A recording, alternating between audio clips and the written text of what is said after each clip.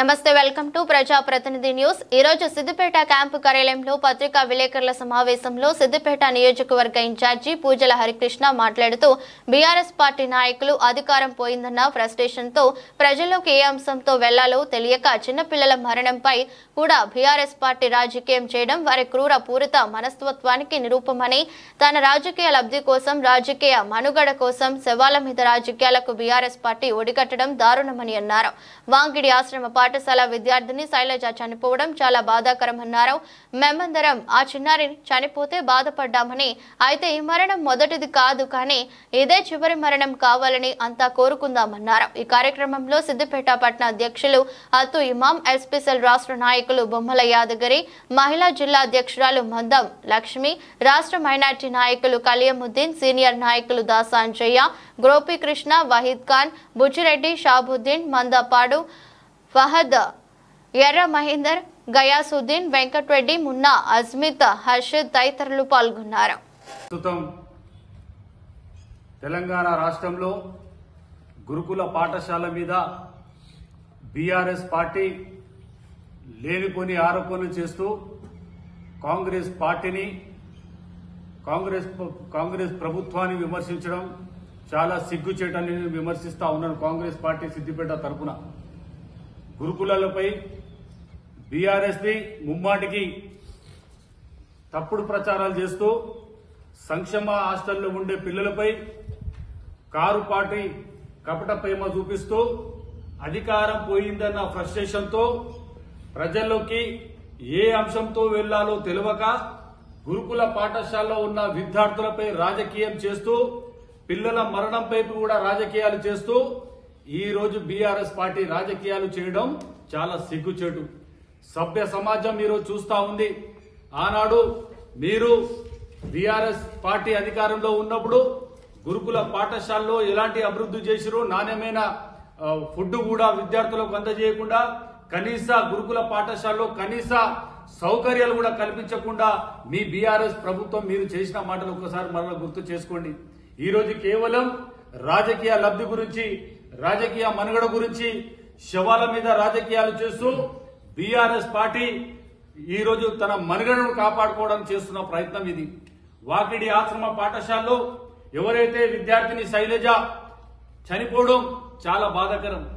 అలాగే ఆ మరణం పట్ల టోటల్ గా ప్రభుత్వం తరఫున చింతిస్తూ ఎవరైతే అశ్వాసతకు గురయ్యారో వాళ్ళను నీమ్స్ ఆసుపత్రిలో గాని, కార్పొరేట్ ఆసుపత్రిలో గాని ప్రభుత్వం సొంత ఖర్చులతో వాళ్ళకు అన్ని విధాలుగా మెరుగైన వైద్యం అందించే విధంగా ఇక్కడ మంత్రి, ఇన్ఛార్జ్ మంత్రి, రాష్ట్ర మంత్రి అయినటువంటి కొండ సురేఖమ్మ గారు, పొన్నం ప్రభాకర్ గారు స్వయంగా మంత్రులందరూ వెళ్లేసి నీమ్స్ ఆసుపత్రుల్లో, కార్పొరేట్ ఆసుపత్రుల్లో విద్యార్థులను పరామర్శించి పూర్తి చికిత్సకు అవసరమైనటువంటి ఖర్చు కూడా ప్రభుత్వమే భరించిందని నేను తెలియజేస్తా ఉన్నా।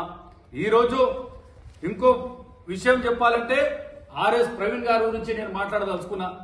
ఆర్ఎస్ ప్రవీణ్ గారు బీఆర్ఎస్ అప్పుడు ప్రభుత్వంలో 7 ఏళ్ల పాటు సాంఘిక సంక్షేమ శాఖ గురుకులాల్లో కార్యదర్శిగా పనిచేసి బీఆర్ఎస్ నేతగా ఈరోజు కొత్తగా అవతారం ఎత్తి రాష్ట్ర ప్రభుత్వాన్ని, కాంగ్రెస్ ప్రభుత్వాన్ని, రేవంత్ రెడ్డి గారు చేస్తున్నటువంటి విద్యార్థుల పట్ల మంచి కార్యక్రమాలపై ఆర్ఎస్ ప్రవీణ్ కేవలం ఒక బీఆర్ఎస్ కార్యకర్తగా ఈ రోజు బద్నాం చేసి కుట్రలు చేసే ప్రయత్నం చేస్తా ఉన్నాడు।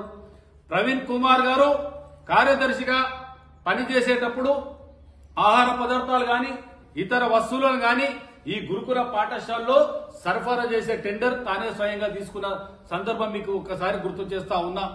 ఆ విధానంలో వారికి టెండర్ దక్కేలా ప్రవీణ్ కుమార్ చేసిన కీలక పాత్ర పోషించి వాళ్ళ దగ్గర డబ్బులు తీసుకుని అవుట్ సోర్సింగ్ విధానంలో మీరు నియామకాలు క్రమబద్ధంగా కాకుండా తప్పుడు చేసిన ఘనత మీది ఆర్ఎస్ ప్రవీణ్ గారు మరోసారి తెలియజేసుకోవాలి।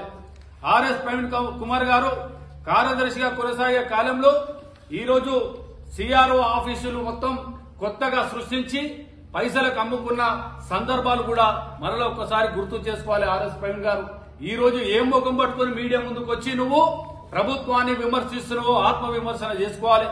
ఇవాళ గురుకులపై ప్రజలకు అవగాహన కల్పించడం, పిల్లలకు గురుకుల వైపు ఆకర్షించడానికి ఈ రోజు కాంగ్రెస్ ప్రభుత్వం కంకణబద్దులై పనిచేస్తా ఉంది. ప్రవీణ్ కుమార్ గారు పలు గురుకులాల్లో ఇతర సంస్థల్లో అసిస్టెంట్ కేర్ టేకర్ గా పేరుతో తన అనుచరులను నియమించి ఈ రోజు కూడా కాంగ్రెస్ ప్రభుత్వం వచ్చినప్పుడు కూడా వాళ్లతోనే నువ్వు కాంగ్రెస్ ప్రభుత్వంపై దుమ్ము ఎత్తే విధంగా ఫుడ్ పాయిజన్ అయిందని ఈ రోజు కూడా వాళ్ళతో నువ్వు ఫోన్లలో టచ్ లో ఉండుకుంటా వాళ్ళతోనే తప్పుడు ప్రచారాలు చేపించుకుంటూ ఫుడ్ లో నాణ్యంగా లేదని చెప్పించే ప్రయత్నం కూడా ఆర్ఎస్ ప్రవీణ్ చేస్తున్న దానికి మా దగ్గర నిజమైన ఆధారాలు ఖచ్చితంగా మా దగ్గర ఉన్నాయి.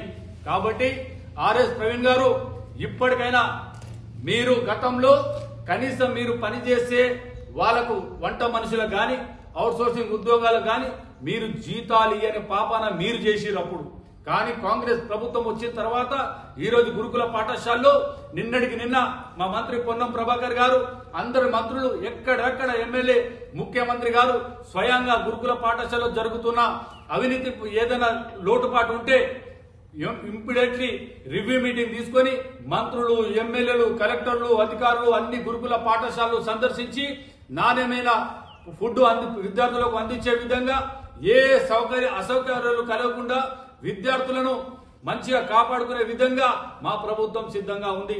కాబట్టి నేను ఒకటే తెలియజేస్తా ఉన్నా, గురుకుల పాఠశాలలో మీరు రాజకీయం చేయాలని చూస్తే ఆర్ఎస్ ప్రవీణ్ గారు మీరు రాజకీయం చేయాలంటే విద్యార్థుల మీద కాదు, మీరు రాజకీయం చేయాలంటే నీకు ఇంకో ఉనికి లేకుండా గులాబీ కలర్ కండువా కప్పుకొని కాంగ్రెస్ పార్టీని విమర్శించే మాత్రం సహించబోమని మేము తెలియజేస్తా ఉన్నాం.